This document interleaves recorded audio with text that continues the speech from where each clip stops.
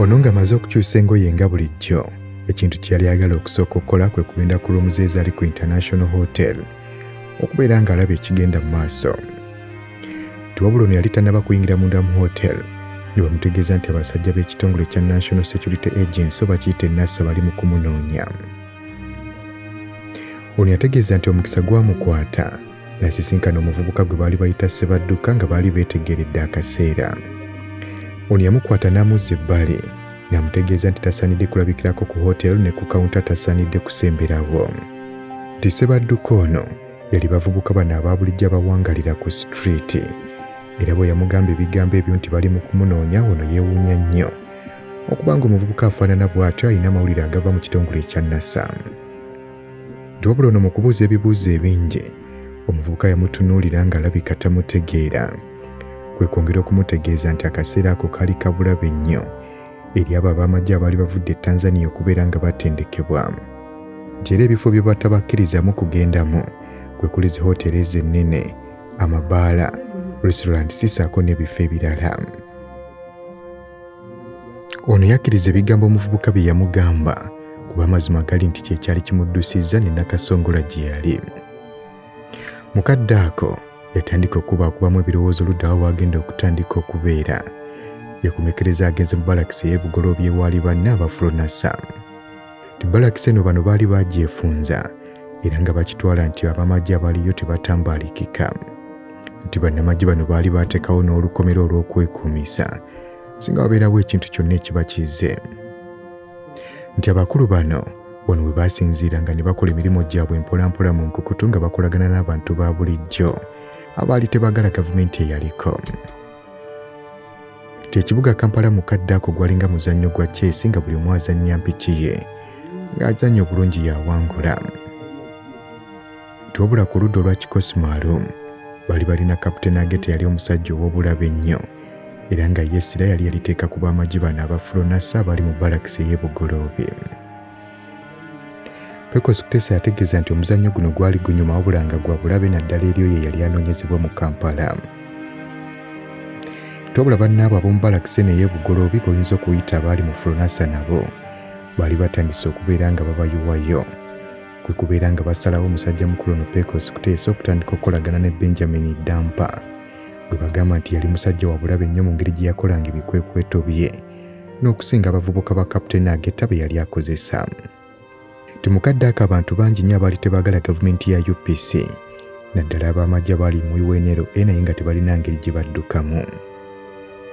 Tiwabula mu bonna obubondo obwali bulwanyisa gavumenti, aka Popular Resistance Army oba PRA kaali kalina enteekateeka ennungi kubanga ko kaali kateekawo enkola ey'okufuna abaagala okubeegattako nga bayisoka na kubeekenneenya olwo ne balyoka babatwala mu nkambi zaabwe ze baali balina.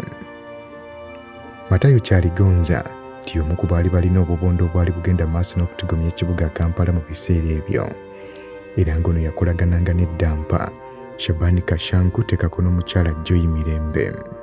Bano baali bateekawo safe houses mu Kampala n'ebitundu ebyetoolodde nga zino zaabayamba nnyo okubeera nga beekweka aba UPC ssaako ne NASA.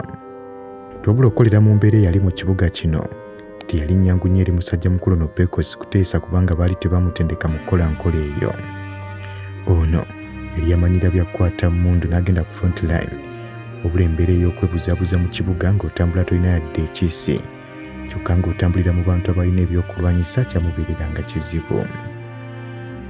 Nti kyokka z'ennaku ze zimu ono we baamutwalira ewa musajja mukulu Kyaligonza ssaako n'eddampa okubeera nga batataaganya ekibuga.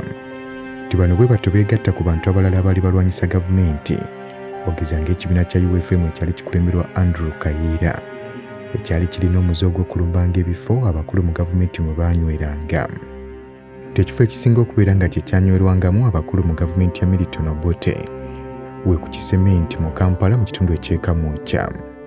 Nti era omulundi gumu Chief of Staff Brigadier Oyito Joko yawonera watono nnyo okubeera ng'alufiiramu. Tiwabula ate ku ludda lwa Pecos Kutesa agamba yafiirwawo omu ku mukwano gwe gwe baali bayita Private Kanyungutunzi. Nti emu ku mission musajja mukulu ono Pecos Kutesa gye yeenyigiramu yali yakuba amaterekero g'amafuta ga Agipo.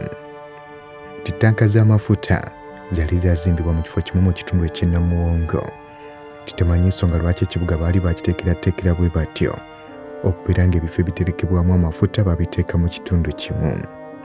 Ono yategeeza nti singa missoni yaabwe yatambula bulungi ne bakuba ttanka ya Agipu, yali egenda kukwasa ttanka ya Shell, Caltex ssaako ne Total. Twabula eky'omukisa omulungi oba omubi, ttanka ya Agipu gye baakuba yali nkalu. Ono yategeeza nti beewalula mpolampola, bw'atyo Dampa ng'akozesa anti-tank rifle grenade n'akuba ttanka eno eya Agipu. Nti eno mu kugikuba nga nkalu. A'udhu billahi minash shaitani rajim. Bismillahir rahmanir rahim. Assalamu alaikum wa rahmatullahi wa barakatuhu. Nze Haji Kaboggoza omusomi w'edduwa ntereeza ensonga z'amaka ebyenfuna n'endwadde ezitategeerekeka. Haji Kaboggoza omusomi w'edduwa nsiŋŋaanibwa Ekitigoma ku Lwejjinja. Bw'obanga otuuse Ekitigoma mu ttawuni ku siteegi osobola okuba ku nnamba z'essimu ezo z'olaba zitambula.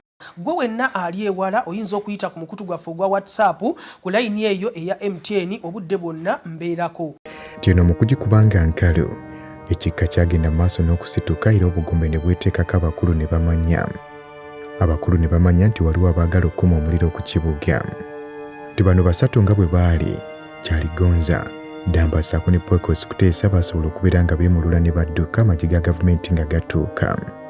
Nti okusinziira ku ngeri amagye ga gavumenti gye gayanukulamu kino, wali oyinza okulowooza nti Barracks nnamba ye erumbye ekibuga. Nti baleeta ebyokulwanyisa byonna omwali RPG, rifle grenades, hand grenades, machine guns ssaako n'ebirala. Twabula bonsatule bano basobola okubeera nga beemulula mpola ne balinnya gateway yaabwe. Bw'atyo Kyaligonza n'avuga mpola paka ku Nkuluma Road bwe baali babeera. Nti bano kalina kwe baabeeranga yeriraanye Uganda House okuli ekitebe ky'ekibiina kya UPC.